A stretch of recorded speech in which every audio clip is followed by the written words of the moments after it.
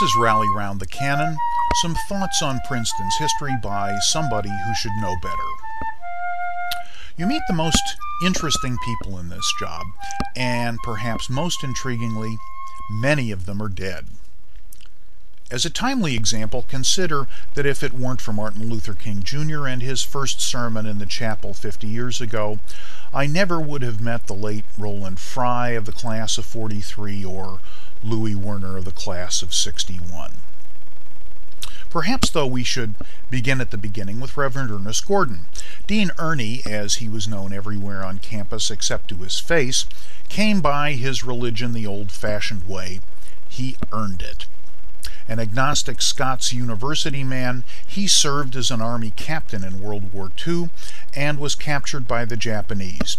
He endured the unimaginable torture of 3.5 years in the prison camp, memorialized in both David Lean's monumental bridge on the River Kwai and the 2002 To End All Wars, which is based on Gordon's autobiography. Emerging from this hell on earth, where he had started prayer and ethics groups among the prisoners, he studied for the ministry, eventually coming to Princeton as the Presbyterian chaplain in 1954. A year later, he was chosen third dean of the chapel. Were you the ardent historian to suspect that a minister emerging from such a crucible would be uncowed by social nicety or convention, you would be correct. As the faculty song noted, "All hail to Gordon, earnest dean, of heaven and hell he paints the scene. If you can take his brimstone brew, you'll get your scotch on Sunday, too." Dean Gordon, after observing dreadfully injured Japanese soldiers as well as his own comrades, felt that the enemy wasn't the problem, that racial differences weren't the problem, that evil was the problem, and that love was the answer. Even before he came to Princeton, he was corresponding with Reverend Dr. Martin Luther King Jr., who was convinced that Gandhi's nonviolence held the key to airing grievances, small and large. In late 1958, a year following the successful Montgomery bus boycott, Gordon invited King to deliver a Sunday sermon in the chapel. The blustering, self-righteous notes and letters from the alumni streamed in. I could tell you what they said, but you know what they said, raising every specter from the Red Menace to the Internal Revenue Service. The majority of them came from the South. Most of them came to Bob Goheen, the new 38-year-old president, who was about to kick off the university's first organized capital campaign. Goheen, also a decorated World War II Army veteran, patiently explained that the choice was the dean's, that it was a sermon by an ordained minister, not a bus boycott, and that in any case the university was not in the business of censorship. Gordon, who ran his own show and was not in the habit of needless chatter, sent Goheen an extraordinary memo noting that, quote, "I have been greatly encouraged by your moral integrity and forthrightness." The whole topic was sidetracked dramatically. King was knifed in New York by a delusional black woman. He required a lengthy convalescence, and so the sermon didn't happen. The rumors spread among the alumni clubs that the Alabama alumni had threatened the university and Goheen had capitulated. Gordon responded the next fall by re-inviting King for a chapel sermon in March of 1960 as part of a Student Christian Association conference. The letters of outrage started again, but the Capitol drive was now underway and Goheen's stakes were much, much higher. The annual alumni conference for 1960, focusing on the campaign, was scheduled for Atlanta. Rather than even suggest compromise over King, Goheen and the trustees moved the conference to Chicago and pulled many of the faculty members who were promoting the campaign in the South off the trail to avoid open confrontation. If it was possible for this plot to thicken on February 1st of 1960, it did. 4 North Carolina A&T students began a peaceful sit-in at the segregated Woolworth's lunch counter in Greensboro. Sympathy sit-ins began first in the South, then even in Cambridge and New Haven, where the Woolworths were fully integrated. At 1 p.m. on Saturday, March 12th, The day before King's sermon, some Princeton students began picketing on Nassau Street outside the Princeton Woolworths. It was explicitly symbolic, to support Greensboro.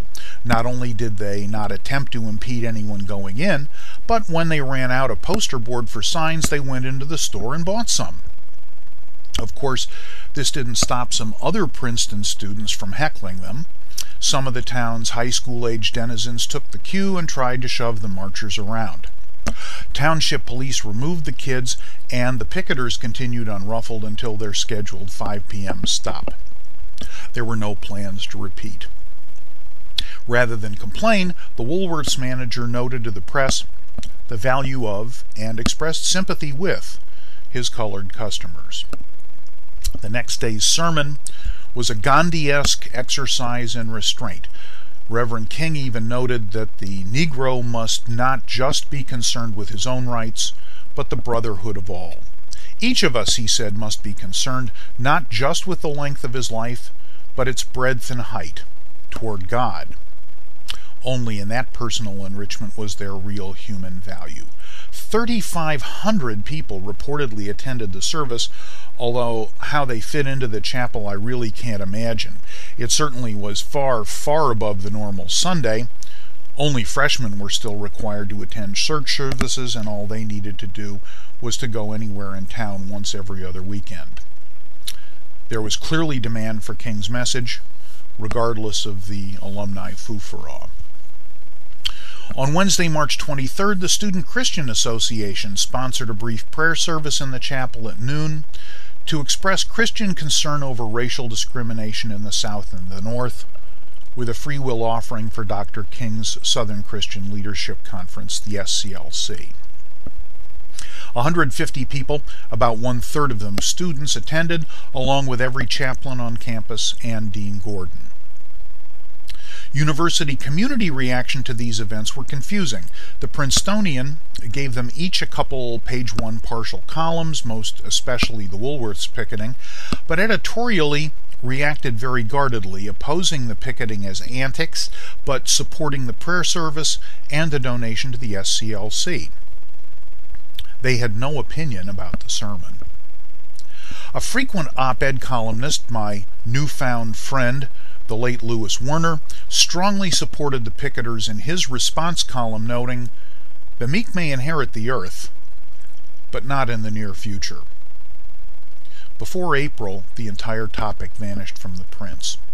Your favorite periodical here chose to keep an even lower profile. The only paw coverage was by senior Donald Kramer of the class of '60 in his On the Campus column, which fastidiously documented the events and stopped there.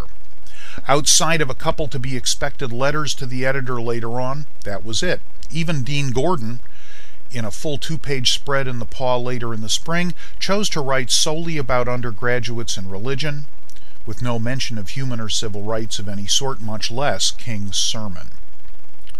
Which makes my other new buddy, Professor Roland Frye, all the more impressive. He grew up in Alabama, got all 3 of his degrees at Princeton, and in 1958 was teaching at Emory University in Atlanta, which was legally segregated by Georgia law. But like Dean Gordon and President Goheen, he was a decorated war veteran, in his case, of the Battle of the Bulge. And while the epithets poured in from across the South, he instead wrote Goheen in support of the sermon invitation to the pastor of Montgomery's Dexter Avenue Baptist Church, whom he suspected to be a prophet. There are many who would object to inviting Isaiah, if he were available, into a modern pulpit, mused Frye.